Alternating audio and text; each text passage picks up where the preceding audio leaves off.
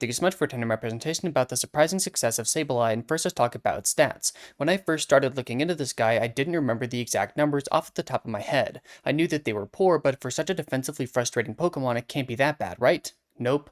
Of every single fully evolved Pokemon, Sableye has the 10th worst base stat total or all of its stats combined. In that sense, it's worse than such meta-defining threats as Kricketune and Chatot. It's not even min-maxed. Sableye's highest stat is 75, being both attack and defense, and bottoms out at 50 speed. These numbers are, to be completely clear, shit. However, with problems this severe, the only way we can go is up. Sableye's ability is Prankster, one of the strongest ever created. This ability gives all of its status moves priority, but on its own, Prankster won't be making it good. There's plenty of Pokemon with the ability, many of which are in the lower tiers. Actually finding a reasonable niche is going to be super difficult. There's two things that elevate Sableye from bottom tier trash to strong supportive Pokemon, one of which is its move pool. First things first, it has basically every more common move that it would like to run. Screens are the most obvious. Reflect and Light Screen drastically reduce the damage your Pokemon take from attacks. Builds like this are very common on hyper offense teams both in singles and doubles. Whether it's Kameo in VGC or stored power Latias in singles, stopping these strategies is difficult. Taunt is another widely seen option on Prankster pokes, keeping opposing setup threats in check.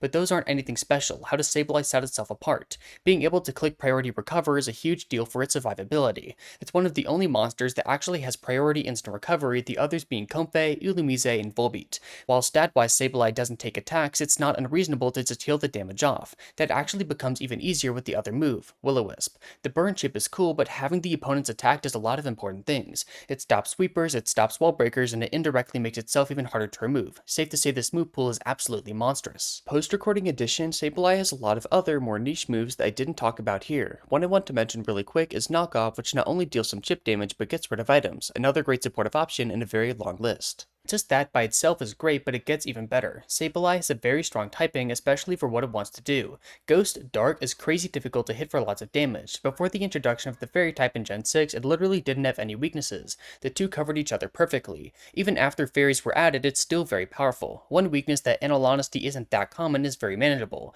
This combined with Recover allows it to shrug off the less powerful neutral hits and continue being an asshole. Ghost is a fantastic typing to have for other reasons too. Having two immunities makes Sableye even easier to get on the field. Plus, it can spin block. Stopping Rapid Spin from going off allows it to keep hazards on the field longer, racking up that residual damage.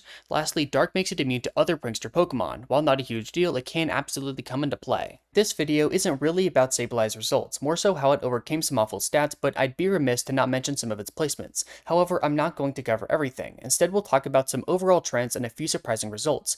VGC Sableye hasn't ever been insane or anything, but is constantly a supportive presence. It actually runs a lot of moves that I didn't even mention earlier. The most interesting is probably Trick Lagging Tail, slowing down an opponent of choice. The Darkness Pokemon could also run a Weather move, Gravity, Quash, or even more. Sableye's best performance was in 2013, where Matthias Helmut brought it to 8th place at the World Championships. It's always been too specialized to be super dominant, but on the right team, it can put in some serious work. Singles is very interesting. Before Gen 5, it didn't have Prankster, but was actually still able to function with its standard movesets. The tools it has are just that damn strong. Once it got access to its third ability, it expectedly continued to be great. Sableye actually had a niche in Gen 5 Uber, standing up to physical threats. Nothing wants to switch into Will-O-Wisp, but when opponents are dealing half damage, it can take some serious punishment. E-Killer Arceus? No problem. Groudon? Not that tough. This little gremlin is fucked up. Afterwards, it continued to be strong, getting banned from Gen 6 RU and retaining a place in Gen 9's lower tiers to this day. In conclusion, despite some fucking horrible stats, Sableye has a ton of strong results, even among legendaries. All that leads to the question, imagine if its numbers were actually decent. Thank you so much for watching.